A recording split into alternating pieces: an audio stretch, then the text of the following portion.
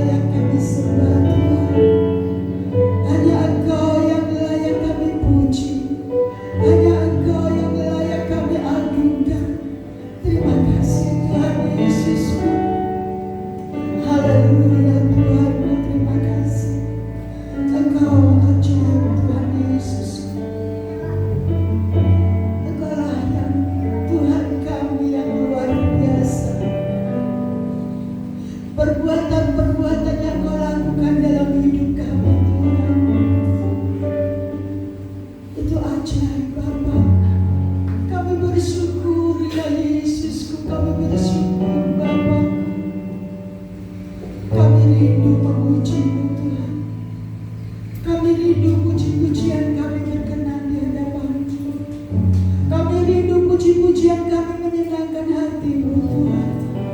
Kami rindu Kau bertahta di atas puji-pujian kami. Terpujilah Engkau ya Yesusku, terpujilah Engkau ya Bapa.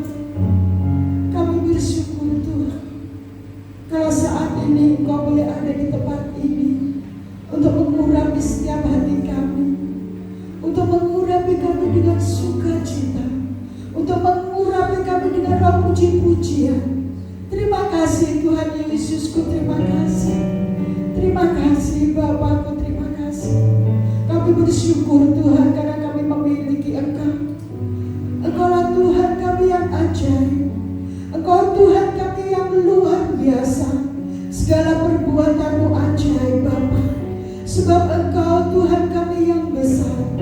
Hanya Engkau yang layak untuk kami muliakan.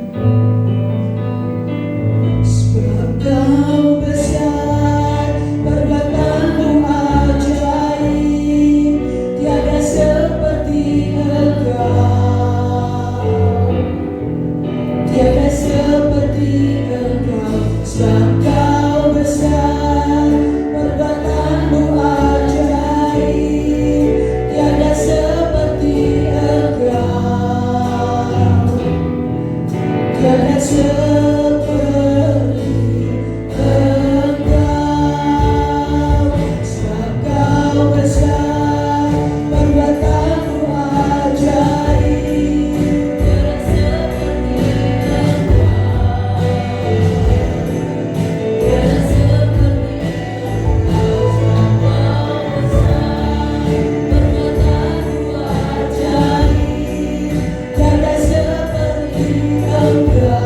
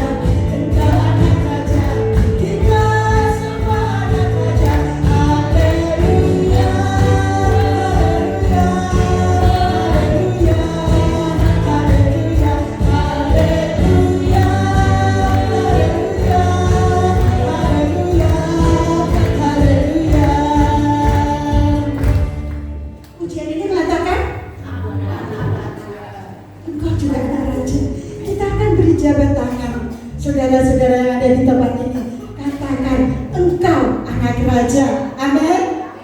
Haleluya. Aku anak raja, engkau anak raja, kita semua anak raja. Aku anak raja, engkau anak raja, kita semua anak raja. Haleluya, haleluya, haleluya, haleluya, haleluya, haleluya, haleluya, haleluya. Aku anak raja, engkau anak raja, kita semua anak raja. Aku anak raja, engkau anak raja, kita semua anak raja. Haleluya, haleluya, haleluya, haleluya, haleluya, haleluya, haleluya,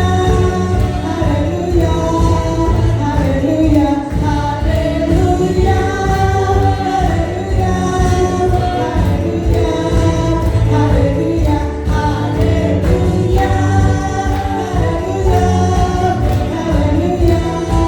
haleluya, haleluya,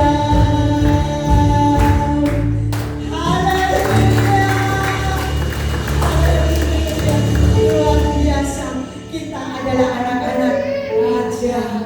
Haleluya. Karena kita anak-anak raja, maka kita akan bersorak untuk selalu memuliakan Dia. Haleluya.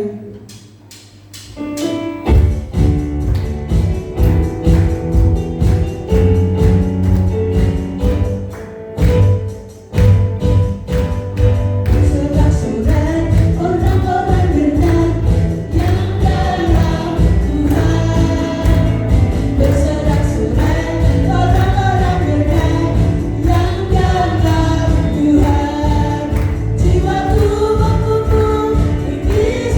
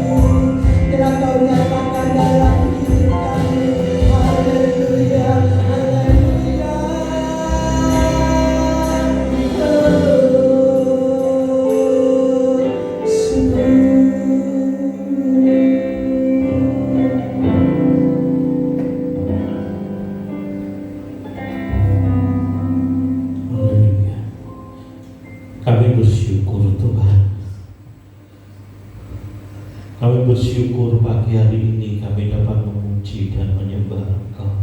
Tuhan, kami rindu pujian penyembahan kami ini berkenan di hadapan-Mu, menyenangkan hati-Mu Bapa. Tuhan, sebentar kami akan kembali belajar daripada firman Tuhan. Mari Bapa, Kau urapi kami semua, ajar kami untuk kami dapat mengerti, memahami akan kebenaran firman-Mu, supaya firman itu dapat menjadi pegangan dalam hidup kami. Kami dapat melakukan kehendak-Mu, sebab kami tahu Tuhan, Engkau membentuk kehidupan kami untuk kami dapat menjadi serupa dengan gambaran anak-Mu Yesus Kristus.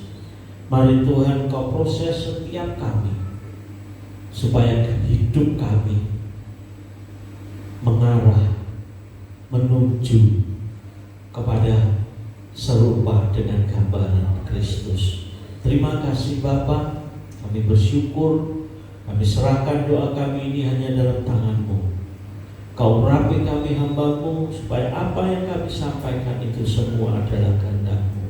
Terima kasih Bapa, di dalam nama Tuhan Yesus Kristus kami sudah berdoa. Haleluya. Amin. Silakan duduk.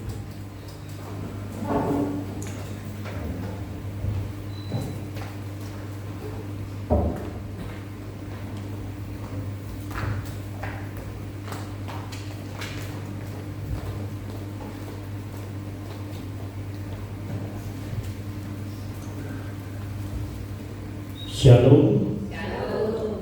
Puji Tuhan, saudara-saudara yang dikasihi, kalau pagi hari ini kita diberi kemenangan kembali untuk kita dapat beribadah, kita dapat memuji, kita dapat menyembah Tuhan, yang kita juga bisa mendengar apa yang Tuhan kehendaki dalam kehidupan kita. Saudara-saudara yang dikasihi Tuhan, pagi hari ini firman Tuhan akan berbicara tentang mengikut Yesus. Saudara, mengikut Yesus itu adalah sebuah pilihan, saudara. Dalam hidup kita mau mengikut Tuhan, mengikut Yesus atau tidak, kita yang memilih. Tuhan memberi kebebasan untuk kita dapat memilih. Terserah saudara. Saudara mau mengikut atau enggak, Tuhan tidak bisa memaksa saudara. Ya, sekali lagi Tuhan enggak bisa memaksa akan kehendak kita. Apa yang kita inginkan itu Tuhan enggak pernah maksa saudara. Makanya ketika Tuhan menjadikan manusia, Tuhan memberikan pilihan supaya manusia itu tidak menjadi seperti menjadi robot, saudara. Nah, kalau robot itu sudah diprogram begini, ya harus jalan begini. Manusia bukanlah sebuah robot. Tuhan tidak memprogram manusia untuk melakukan apa yang harus Tuhan kehendaki. Tetapi semuanya itu kembali pada pilihan kita, pilihan saudara. Saudara mau memilih mengikut Tuhan atau enggak, itu terserah saudara. Tapi semua konsekuensi dari pilihan kita itu atau akibat dari apa yang kita pilih itu, yaitu nanti akan kembali kepada kita lagi, saudara. Apa yang menjadi pilihan kita itu juga akan menentukan hidup kita ke depan itu seperti apa. Ketika Allah menjadikan Adam dan Hawa, mengapa Allah memberi pilihan, saudara? Mengapa Allah menanam sebuah pohon yang namanya pohon pengetahuan tentang yang baik dan yang jahat? Kan seandainya Tuhan gak menanam pohon itu, manusia gak jatuh dalam dosa, saudara. Tetapi dengan Tuhan menanam pohon pengetahuan yang baik dan yang jahat, itulah Tuhan menempatkan posisi manusia itu tinggi. Manusia bisa memilih dia mau melakukan perintah Allah atau melanggar. Padahal sebetulnya perintah Allah cuma sepele, sederhana sekali. Iya tak? Allah cuma katakan kamu jangan makan buah pohon itu. Betulnya perintah Tuhan itu kita mungkin buat kita anggap sepele banget, saudara. Wong cuma nggak boleh makan buah pohon satu itu aja yang di tengah, yang lainnya boleh kamu makan. Padahal jenis pohon buah yang ada di Taman Eden itu berapa banyak, saudara? Banyak sekali. Kali lagi banyak sekali. Tapi cuma satu saja itu loh, yang di tengah-tengah taman itu jangan kamu makan buahnya. Tapi akhirnya apa? Manusia akhirnya memilih untuk melanggar. Padahal sudah diberi kenikmatan yang begitu banyak. Tinggal di Taman Eden. Tapi akhirnya manusia memilih untuk melanggar. Demikian juga kita mengikut Yesus. Mengikut Yesus itu pilihan kita. Pilihan saudara. Saudara boleh memilih mengikut atau tidak. Tapi sekali lagi, semua itu ada akibatnya. Kalau saudara memilih mengikut Yesus, akibatnya apa? Selamat, saudara. Sekali lagi, kalau saudara memilih mengikut Yesus, akibatnya selamat. Tapi kalau saudara memilih gak mengikut Yesus, akibatnya juga selamat, saudara. Meskipun saudara percaya kepada Tuhan Yesus, berapa banyak orang percaya Yesus tetapi tidak mengikut Yesus, saudara? Aku percaya dari kecil, aku sudah percaya Yesus, aku wong Kristen. Tapi pertanyaannya, saudara benar gak mengikut Yesus? Ya. Jadi yang menyelamatkan itu bukan menjadi orang Kristen, saudara. KTP-ku Kristen. Tapi yang menentukan itu saudara mengikuti Yesus atau enggak. Kalau percaya itu dibuktikan dengan mengikut Yesus. Mengikut Yesus itu yang seperti apa? Banyak orang Kristen mengikut Yesus yang dipikirkan itu enak-enak, saudara. Tuhan memberkati, Tuhan melindungi, ya kan? Tuhan mencukupkan segala kebutuhanku. Banyak orang Kristen mengikut Yesus itu cuma sebagai tombol, saudara, tumbale Gusti Yesus, saudara. Yesus itu cuma dijadikan tumbal. Dia sudah berkorban untuk kita, ya memang tumbal, saudara. Saudara, mari pagi hari ini kita belajar mengikut Yesus itu yang seperti apa. Kita akan buka Alkitab kita, Injil Lukas pasal 9.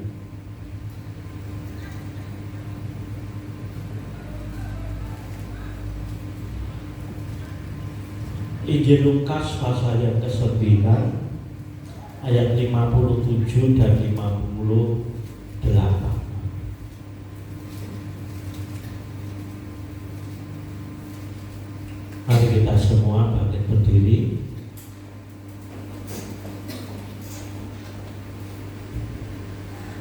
Mari kita baca bersama ayat-ayat firman Tuhan ini. 1, 2, 3. Ketika Yesus dan murid-muridnya melanjutkan perjalanan mereka, berkatalah seorang di tengah jalan kepada Yesus, "Aku akan mengikut engkau kemana saja engkau pergi." Yesus berkata kepadanya, "Serigala mempunyai liang dan burung mempunyai sarang, tetapi Anak Manusia tidak mempunyai tempat untuk meletakkan kepalanya." Amin. Silakan duduk. Tetapi Anak Manusia tidak mempunyai tempat untuk meletakkan kepalanya. Saudara-saudara, untuk mengikut Yesus, ya, Tuhan Yesus gak langsung katakan, "Oh yuk, mari silakan ikut saya." Kalau kita perhatikan di sini, ya, Tuhan Yesus itu pemimpin sing aneh, saudara. Ya kan? Orang mau mengikut dia, tetapi Tuhan Yesus gak langsung terima, saudara. Sekali lagi, Tuhan Yesus gak langsung terima setiap orang yang dengan mulutnya ngaku, "Aku mau mengikut engkau." Tapi Tuhan katakan, untuk mengikut aku itu ada syaratnya, ada harganya. Gak pokok mengikut gitu tak. Gak pokok gandul Gusti tak, saudara. Ya. Jadi untuk mengikut Yesus itu gak pokok gandul Gusti, saudara. Seringkali kita terlena dengan lagu-lagu yang kalau kita teliti lebih dalam itu jadi ya benernya ya salah, ya saudara. Ya. Kita gak cuma gandul Gusti tak seharusnya itu. Karena apa? Untuk gandul Yesus, untuk mengikut Yesus itu ada harganya, ada syaratnya. Gak mau seneng-seneng tak syaratnya. Wah, aku seneng punya Tuhan seperti Yesus yang sangat mengasihi, yang selalu memberkati. Enggak itu loh, saudara. Tuhan Yesus gak katakan seperti itu. Alkitab gak katakan kalau kamu ikut aku, kamu enak, diberkati. Enggak, saudara. Cuma orang Kristen saja yang seringkali terlena pikirannya, terlena dengan khotbah-khotbah yang selalu katakan ikut Yesus itu enak, diberkati. Memang gak salah itu, saudara. Tetapi seharusnya kita jadi orang Kristen itu ya imbang. Ojo dipok enak entok. Tapi ada harganya loh, saudara, ikut Yesus. Ada harga yang harus kita bayar. Mari kita belajar mengerti bagaimana mengikut Yesus. Ya, ketika Tuhan Yesus katakan, "Akulah terang dunia, barang siapa mengikut aku, dia akan berjalan di dalam terang, di mereka akan memiliki terang hidup."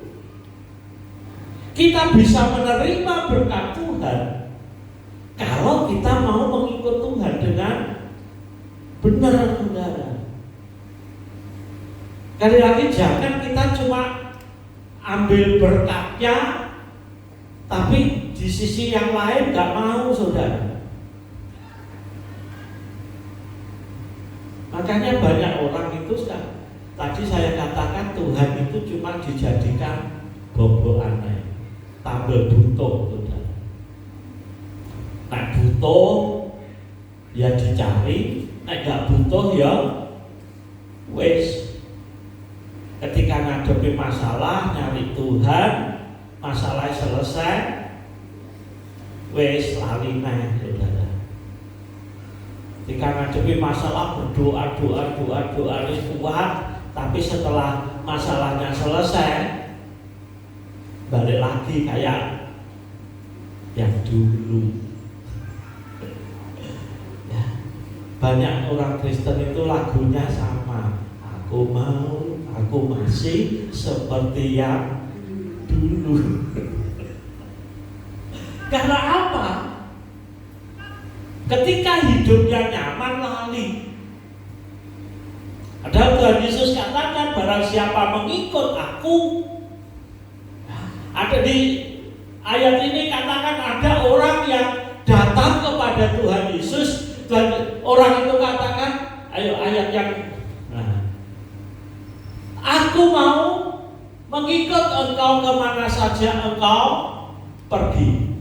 Berapa banyak orang Kristen yang katakan seperti ini? Aku mau mengikut Tuhan kemana saja Tuhan, pergi kemana saja Tuhan suruh, aku mau.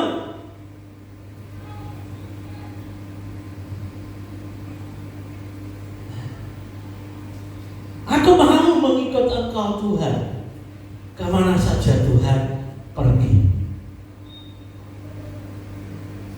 Tapi jawab Tuhan apa?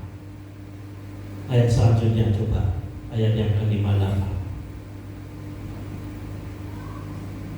Kalau saya bisa katakan dalam bahasa bebas saya, kemudian Tuhan katakan,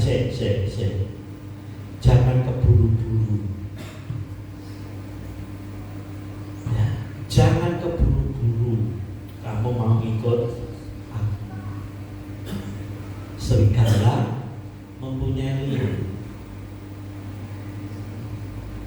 Ya, serigala mempunyai liang.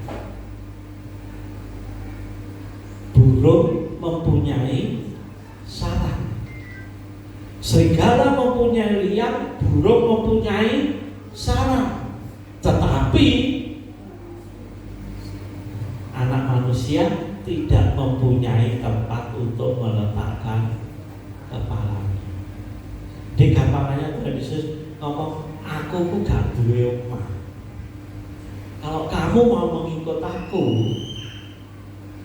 lihat serigala aja punya rumah, burung itu punya rumah juga.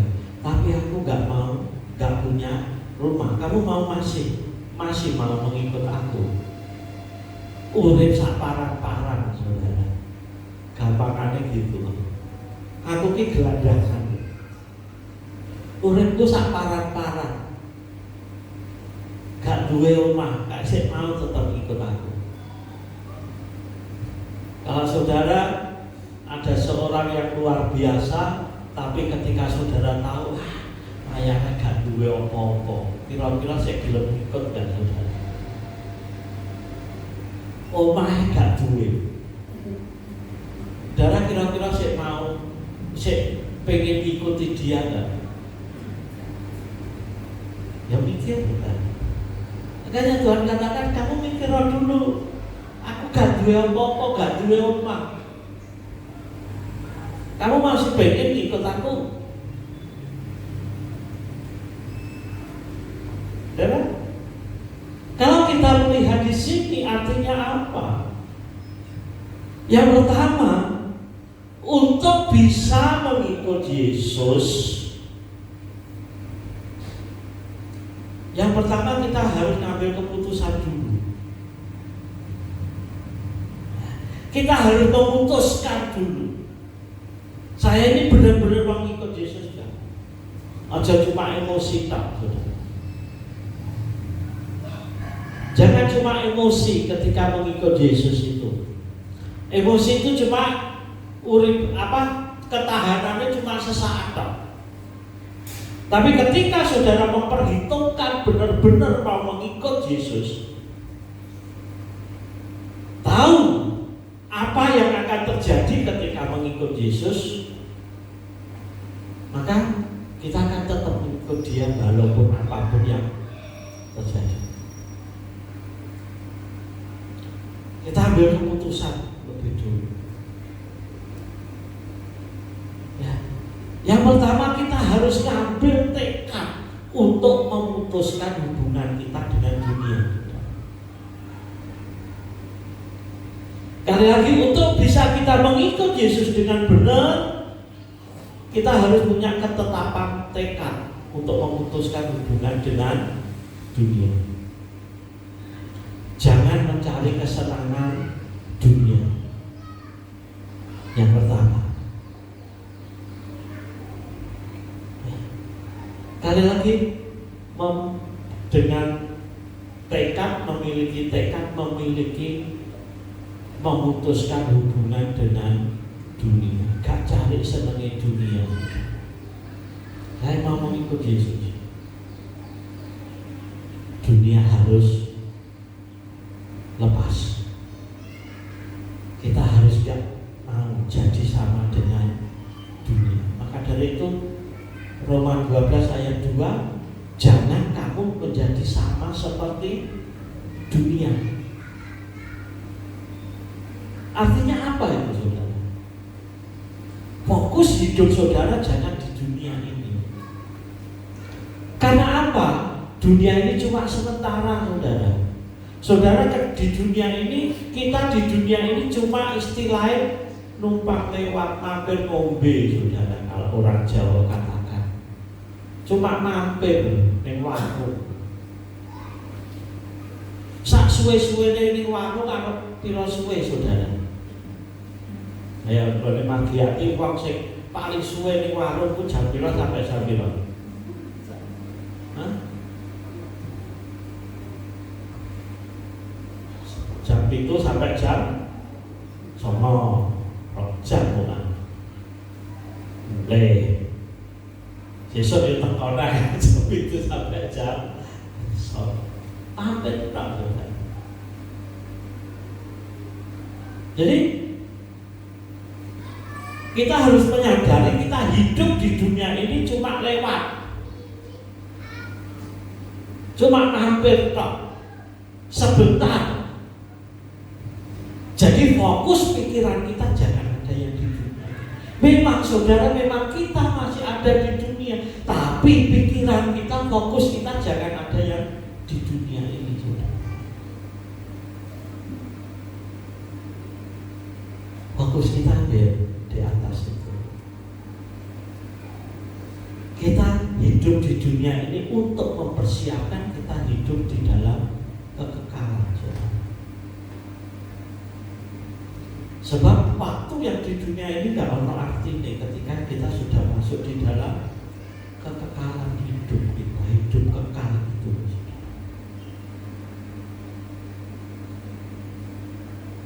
Makanya jangan memikirkan hal-hal yang di dunia ini, pikirkanlah hal yang di atas.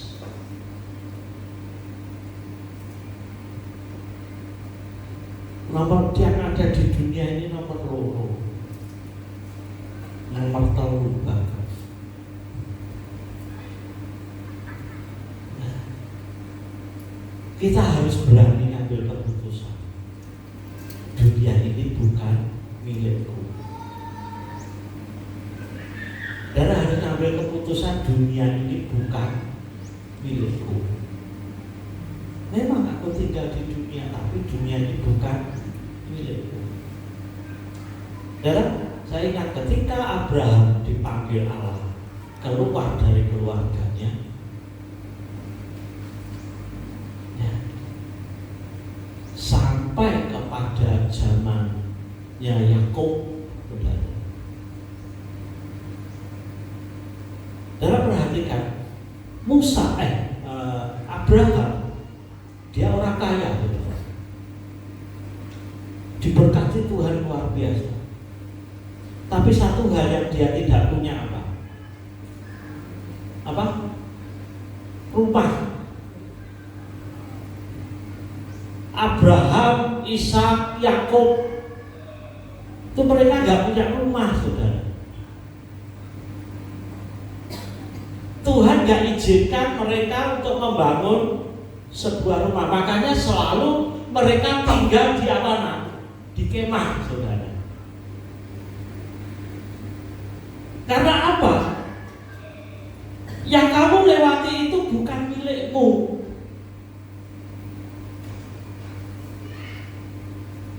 Abraham, Ishak, Yakub gak beli tanah, yang beli sekali saja. Abraham beli tanah itu, saudara.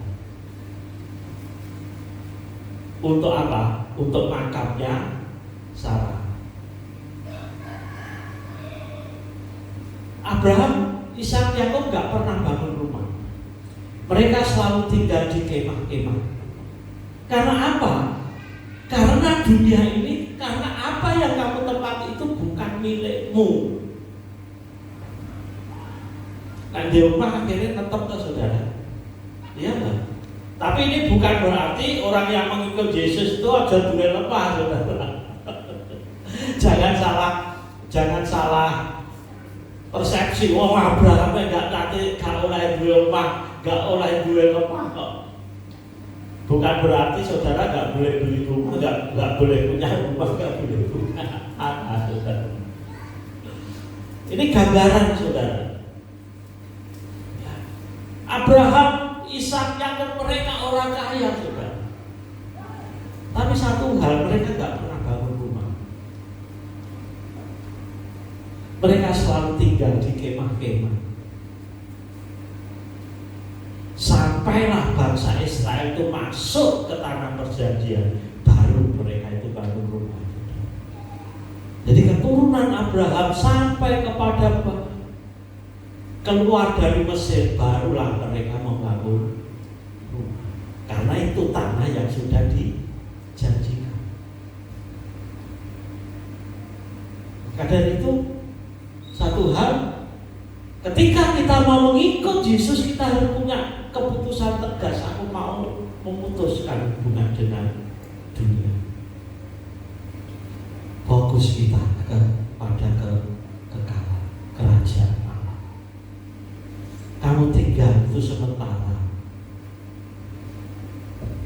Dan kita hidup paling umur berapa? 70-80 tahun. Ya kan? 80 kalau dibandingkan 1000 gitu aja, kita oke gak, saudara?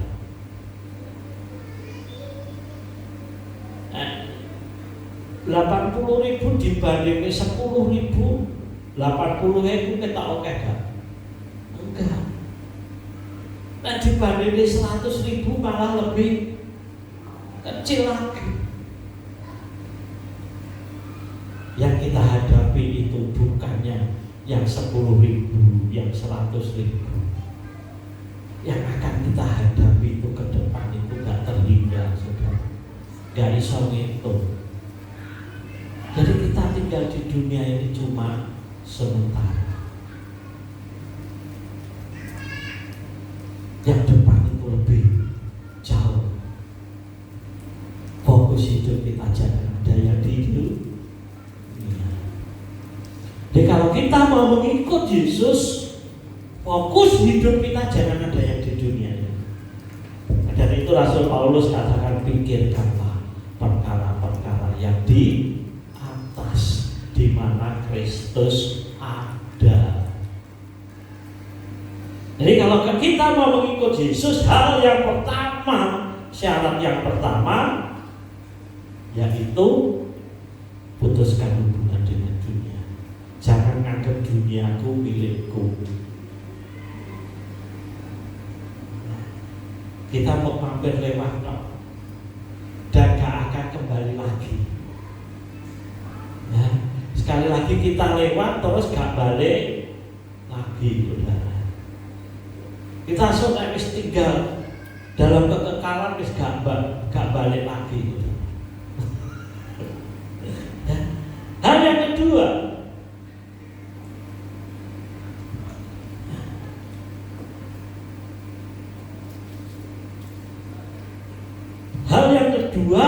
yang harus kita miliki yaitu mengikut Yesus itu artinya siap nanggung kesulitan,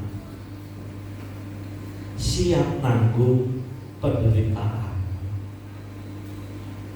Jadi mengikut Yesus kok susah ya?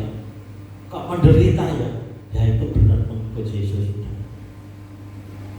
Kalau saudara ngikut Yesus gak mau menderita, jangan ngikut Yesus. Oh gak di rumah, gak di tempat lain.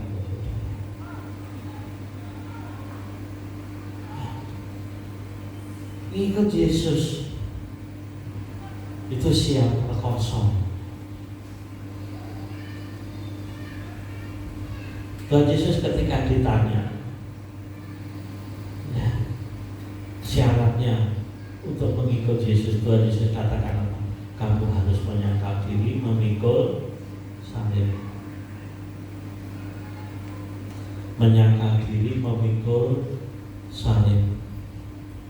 Kalau kita baca di dalam Injil Matius, Markus, Lukas, Yohanes, ketika berbicara tentang mengikut Yesus, Tuhan Yesus selalu katakan apa? Penderitaan, saudara. Nah, kalau saudara mau menjadi murid Yesus, saudara harus mau menderita. Yang pengikut Yesus, yang mengikuti Yesus itu bukan semua murid Yesus. Ya, ketika Tuhan Yesus hidup di dunia ini ada beberapa kelompok yang mengikut Yesus. Kelompok yang pertama yaitu penggembira, saudara. Jadi kalau Tuhan Yesus lewat, banyak orang yang selalu mengikuti Dia. Penggembira, senang-senang delok, menyaksikan kebaikan Tuhan, menyaksikan kuasa Tuhan. Berapa banyak orang Kristen yang senang seperti ini, saudara? Menyaksikan kebaikan Tuhan, menyaksikan kemurahan Tuhan, menyaksikan kuasa Tuhan yang luar biasa.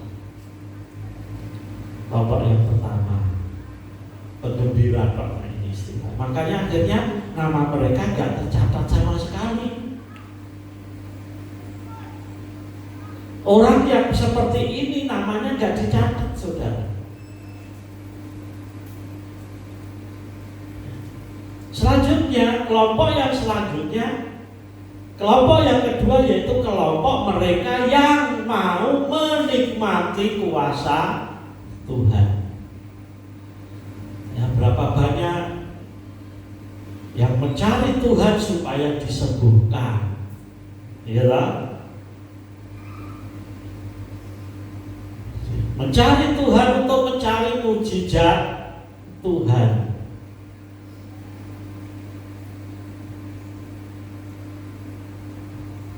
Ya, berapa banyak orang Kristen yang seperti ini, golongan yang kedua. Ngikut Yesus pengen cari berkatnya, mujizatnya. Wah, diberkati luar, ditolong Tuhan, minta pertolongan. Ikut Yesus karena apa? Minta pertolongan. Ini kelompok yang kedua. Sebagian dari mereka namanya tercatat, saudara. Tapi juga sebagian jenenge gak dicatat, terus hilang. Karena apa? Cuma mencari kepentingan diri sendiri. Berapa banyak orang Kristen yang seperti ini? Pengennya diberkati terus. Oh, ikut Tuhan, aku senang ditolong. Kelompok yang kedua. Kelompok yang ketiga yaitu kelompok yang mencari kesalahan. Kesalahannya Tuhan Yesus dicari terus, saudara. Saya harap jangan ada yang seperti ini di gereja. Pengennya goleki kesalahan wong liya tok, saudara, digoleki salahe. Nek wis ketemu salah di ukit-ukit terus. Kayak orang Farisi itu loh, saudara. Orang Farisi mereka ngikut Yesus loh. Banyak yang ngikut Yesus, tapi cuma nyari kesalahan kesalahan itu. Makanya berapa banyak orang-orang Farisi itu mencobai Tuhan Yesus, kasih pertanyaan-pertanyaan yang sulit, dan Tuhan Yesus salah jawab. Kalau saya pikirkan pertanyaan yang sulit itu apa? Ketika orang-orang Farisi kata-katanya kepada Tuhan Yesus, Tuhan boleh gak saat kita ini orang Israel bayar pajak, saudara? Mungkin kalau kita ditanya, kadang aku ngomong oleh, nanti saya ditangkap orang Romawi, ya. Nek ngomong gak oleh, orang Yahudi seneng, tapi salah kepada orang Romawi. Nek ngomong oleh, kok orang Yahudi sih, wah itu ternyata dukung penjajah, saudara. Mungkin kalau kita yang ditanya itu, kalau peribahasa katakan apa? Makan buah si malakama, maju kena, mundur kena. Tapi Tuhan Yesus gak kehilangan akal.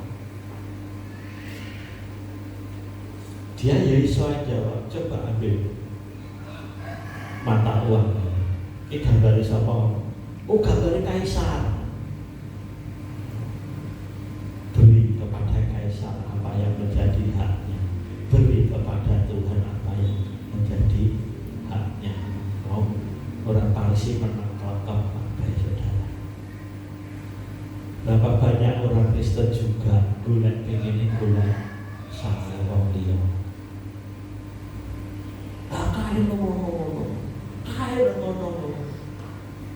Ya, akhirnya ujung-ujungnya apa? Menyalibkan Tuhan Yesus. Orang-orang yang seperti ini ujung-ujungnya apa? Menyalibkan Tuhan Yesus. Jangan sampai kita masuk golongan yang seperti ini. Golek kesalahan itu. Kelompok yang ketiga, yang keempat ya. Kelompok yang keempat adalah mereka yang menjadi murid Yesus.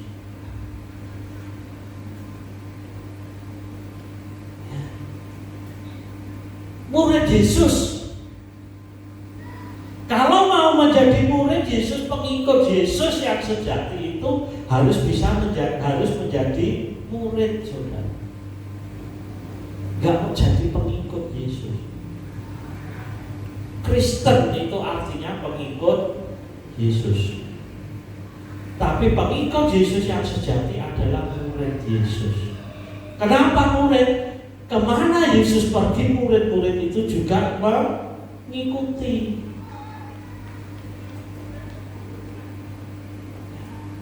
Apa yang dilakukan Tuhan Yesus dilakukan juga oleh murid-muridnya.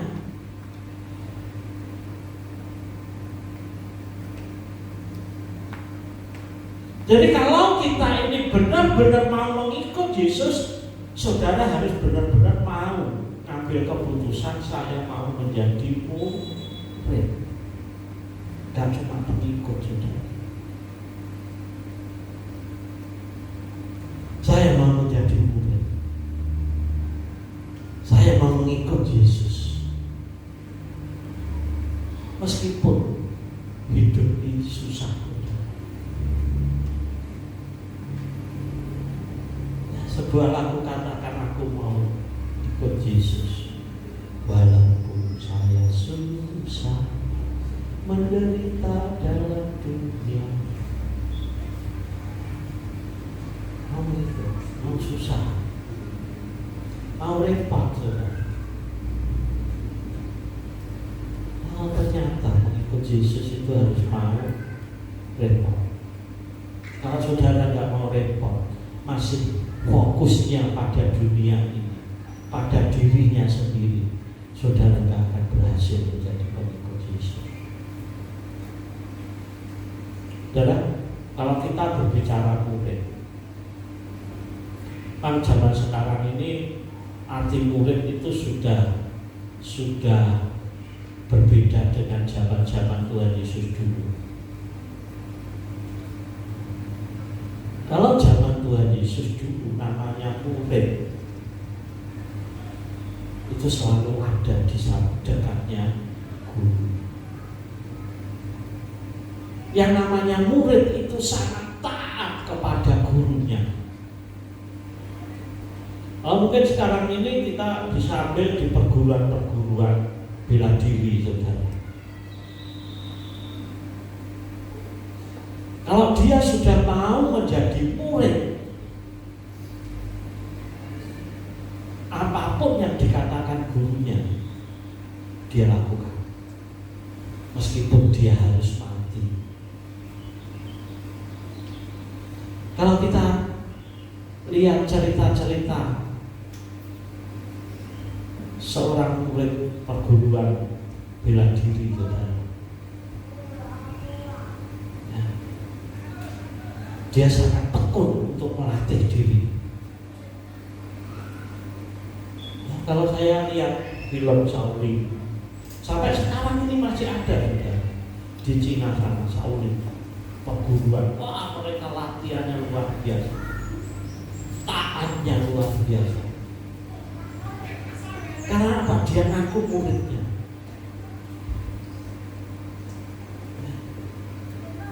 Dia mau korbankan segalanya. Dia mau menderita untuk latihannya. Latihannya gak enteng, saudara. Latihan itu semakin lama bukan semakin enteng, malah semakin berat. Demikian juga kita seharusnya sebagai orang percaya. Kalau kita mau katakan aku mau mengikut Yesus, aku mau menjadi murid Yesus, latihan kita semakin lama itu semakin berat, gak semakin enteng. Gak ada latihan itu semakin enteng, saudara. Kalau latihan itu semakin enteng, hasilnya ya mesti gak berhasil.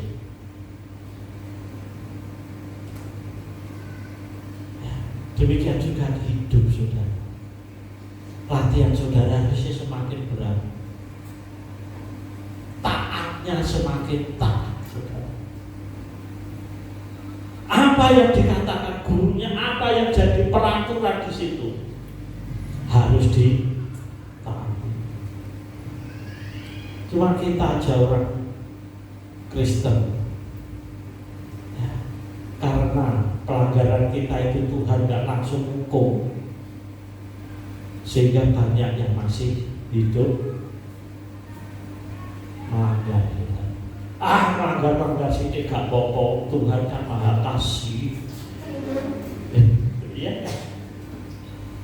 Melanggar sithik gak apa-apa, Tuhan gak langsung hukum. Coba kalau Tuhan, saudara melanggar, Tuhan langsung hukum, ditenangkan ke saudara. Iya kan? Aku melanggar gak apa-apa, melanggar langsung dihukum, ditenangkan.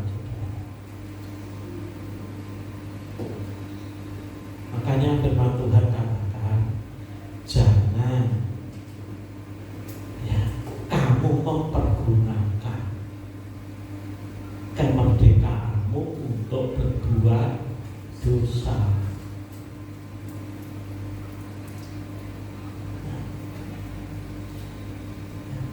Harus siap menderita. Orang mau menderitanya ini, Pak. Rasul Paulus bahkan tuliskan apa? Penderitaanmu belum sampai mencurahkan darah. Nah, siapa yang di tempat ini pernah menderita karena Kristus sampai mencurahkan darah? Belum ada kan? Sampai digebuki wong gara-gara apa? Wong Kristen. Kan belum pernah tuh. Berarti saya enteng, saudara. Jadi untuk mengikut Yesus harus siap. Untuk mengikut Yesus yang terakhir, tidak ada tempat untuk meletakkan kepalanya. Untuk mengikut Yesus gak iso leren. Aku tak leren sih. Tak getak ya gak iso. Jadi untuk mengikut Yesus itu harus terus bergerak, gak boleh diam. Sik ya aku tak leren sik, tak getak gitu tak kesel lah. Oh hidup menderita terus kesel. Tak leren sik, gak iso.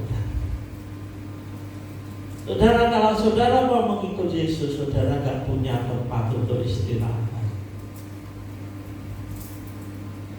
Jalan terus, maju terus, gak iso mundur, saudara. Gak iso ngeluh. Ternyata menak biyen sadurunge aku ngikut Yesus. Untung saya gak punya pengalaman, saudara. Sebelum mengikut Yesus aku gak punya pengalaman. Maka saya dari lahir jadi Kristen, saudara. Jadi nek pengen ngomong enak sih gue mengikut Yesus, itu gak bisa, saudara. Karena mulai dari lahir wis ngikut Yesus, wis percaya Yesus. Ya benar, mungkin gak pernah nyawang wong dia, ternyata memang orang yang mengikut, yang tidak mengikut Yesus pun hidupnya sampai memang. Benar ya? Banyak yang mulai memang.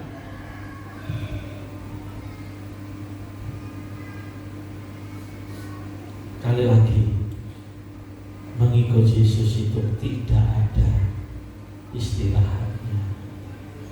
Gak bisa layah-layah, harus siap terus. Maka dari itu firman Tuhan banyak sekali katakan, berjaga-jagalah, berdirilah teguh, berjaga-jagalah, waspadalah. Karena apa gak bisa istirahat? Karena musuhmu seperti singa yang mengaum. Kita gak bisa ngomong kompromi sama iblis. Aku tak leren yo, kowe yo leren no. Kamu yo leren no iblis, aku tak yo leren ora iso, saudara. Iblis seperti singa yang kelaparan, yang siap menerkam, saudara. Makanya kalau orang pengikut Yesus itu santai, di kabur apa ya istilahnya? Istilah siapa itu?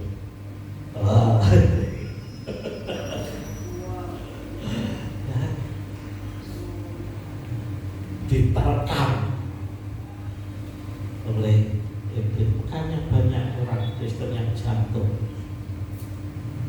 Dalam perhatikan, setiap orang Kristen yang jatuh pasti apa? Dia santai. Kekristenannya santai. Ning gereja, gak ning gereja ya padha wae. Ya. Minggu gak ning gereja ya biasa. Nah, mungkin saudara nak minggu gak ning gereja nanti gak enak. Tapi berapa banyak juga minggu gak ning gereja ya nyantai. Tidak ada beban perasaan apapun di hadapan Tuhan. Ya orang yang santai ini gampang diterkam oleh iblis. Rata-rata orang Kristen yang jatuh ini orang Kristen yang nyantai-nyantai.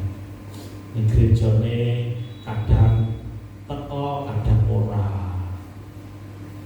Seminggu teko pindho, ora.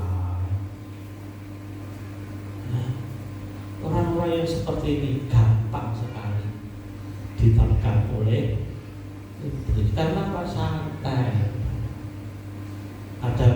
Yesus itu gak boleh. Istirahat aja gak boleh. Harus waspada. Berdiri tegak. Siap sedia. Jangan santai. Dalam pun gak boleh santai. Santai hidupnya. Memang hidup kita harus nyantai, saudara. Ojo mikir jeru. Ada lagunya Susah Sutejo, ojo jeru. Kita belum belajar. Mikir ojo jeru, nyantai, gak apa-apa pikirannya, tapi dalam hal mengikut Yesus gak boleh santai. Siap terus. Bukan cuma siap kedatangan Tuhan Yesus yang kedua kali, tapi lebih lagi kita siap menghadapi musuh kita. Iblis itu loh yang pengen kami. Kalau kita siap, kita akan kuat. Memang untuk berdiri teguh itu perlu perjuangan. Coba saudara suruh berdiri 1 jam, 2 jam aja, kayak tentara jaga itu. Gini terus saja, bisa kuat kan? Kenapa gak kuat? Kayak kuat, podo uangnya, podo mangan sekolahnya. Karena mereka berlatih juga. Karena mereka ada latihan. Karena kalau saudara masuk pintu senjata yang timur, di situ ada yang jaga terus. Gak boleh gerak saudara. Apalagi kalau kita perhatikan, kita lihat di Inggris saudara, ada tentara si topi yang berburu ya, tentara kerajaan. Ikut dia kalau jaga, gampangannya gatel lagi gak boleh dipukul. Selama dia jaga, diperhatikan uang harus gak boleh anggap. Digoda orang gak boleh. Konsentrasinya dia harus tegak terus. Meskipun banyak orang mengelilingi, dia harus tetap tegak.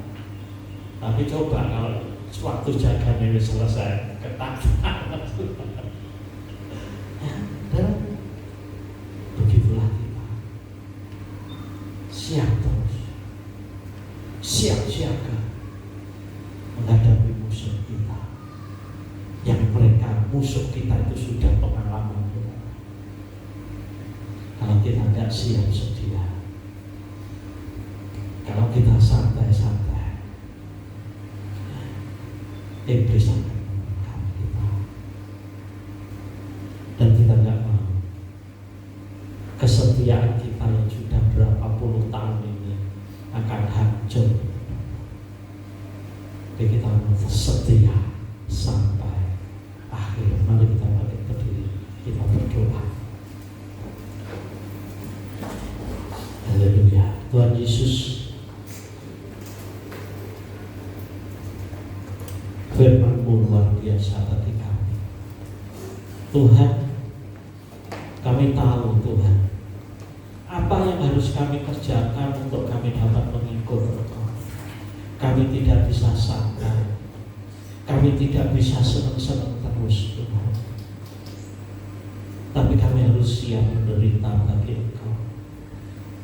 Kami harus siap sedia terus, waspada terus, supaya iman kami tidak mudah jatuh. Engkau memberkati setiap anak-anak-Mu Tuhan, supaya firman hari ini benar-benar tertanam dalam hidup kami, sehingga kami dapat menjadi murid-Mu, menjadi murid yang berkenan di hadapan-Mu. Terima kasih Bapa, kami mengucap syukur. Terima kasih Tuhan. Di dalam nama Tuhan Yesus Kristus kami sudah berdoa. Haleluya. Amin. Silakan duduk. Haleluya.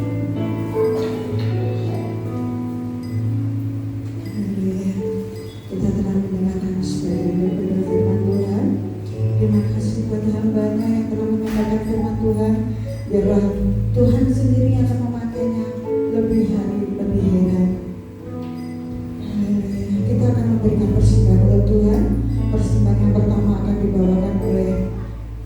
Sutoyo dan persembahan kedua oleh Ibu Mitra.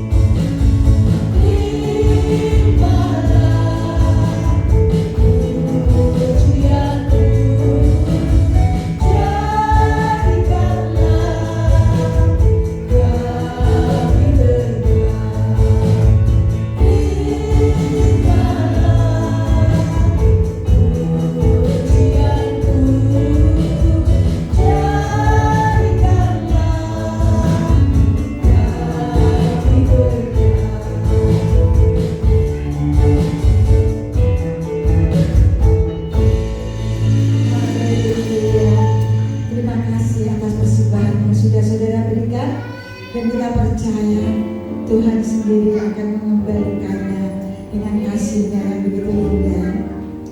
Saya akan bacakan untuk pengumuman minggu ini. Hari Rabu jam 18.30 Komsel 1 di gereja, ujian oleh Bapak Pariono.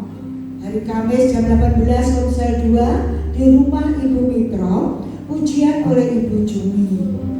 Dan untuk hari Jumat jam 8 malam Misbah Doa online.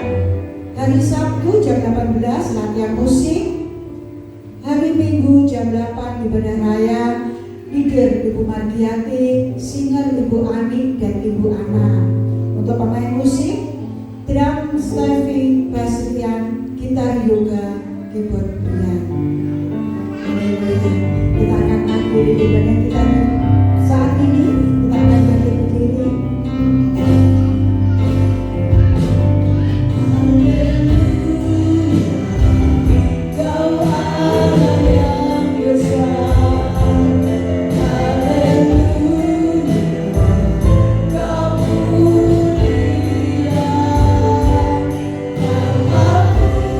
Kuasamu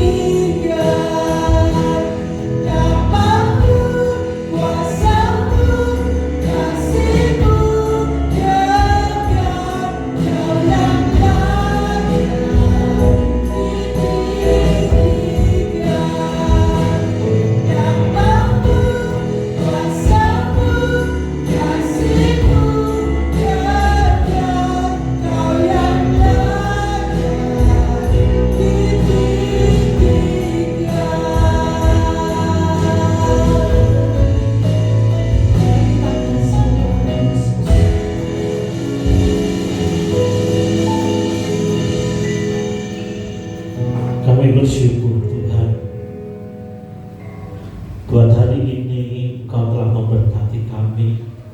Engkau telah pimpin sepanjang ibadah kami mulai awal sampai akhir. Tuhan Yesus, kami percaya Tuhan Engkau telah memberkati kami semua. Tuhan Yesus, pagi hari ini kami berdoa buat setiap persembahan yang dipersembahkan oleh setiap anak-anak-Mu. Mari Tuhan Engkau memberkatinya berkali lipat ganda. Nyatakan kuasa-Mu dalam kehidupannya. Terima kasih Tuhan, juga Engkau memberkati setiap anak-anak-Mu di tempat ini dengan kuasa-Mu. Engkau memberkati kehidupannya, rumah tangganya, usaha pekerjaannya Tuhan, yang masih sekolah Engkau memberkati Tuhan. Tuhan Yesus, kami rindu kami dapat menyatakan kuasa kemuliaan-Mu. Kami dapat menjadi berkat, menjadi garam dan terang bagi dunia ini, sehingga nama-Mu yang selalu dipermuliakan. Terima kasih Tuhan. Juga kami berdoa saat ini buat saudara-saudara kami yang tidak hadir di tengah-tengah kami, di mana saja Kau memberkati mereka berada. Mari Tuhan Kau memberkati mereka. Beri kemenangan Tuhan untuk mereka dapat kembali datang beribadah di tempat ini. Terima kasih Tuhan.